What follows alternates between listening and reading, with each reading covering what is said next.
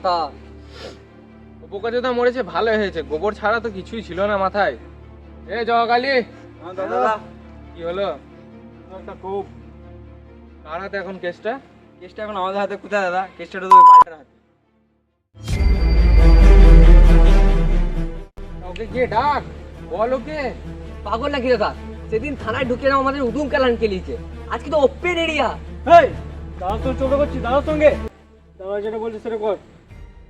এ মদন কি বললো শোন যা। না দাদা আমরা পারবো না, আপনি গিয়ে বলুন। চ তাহলে আমরাই যাই নাকি?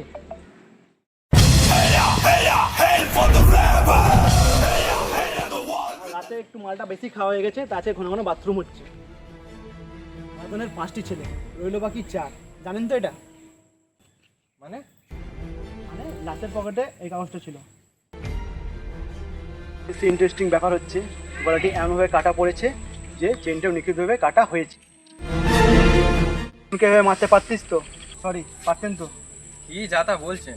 বোনকে আমরা মারিনি, ওসব জাগরণ মঞ্চের মালদের কাজ। আমাদেরকে ছোট করার জন্য ওইসব রটানো হচ্ছে। আপনারটা বুঝি খুব ছোট?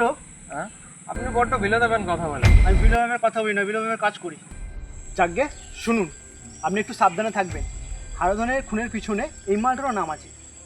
বাকি জিৎ, কার্তিক, রাজীব, হারান, এর মধ্যে হারান ভোগে গেছে, মায়ের কী ব্যাপার তা জানি না। অতএব হারাধনের 5টি ছেলে, রইল বাকি 4। খুব চাপ, খুব চাপ।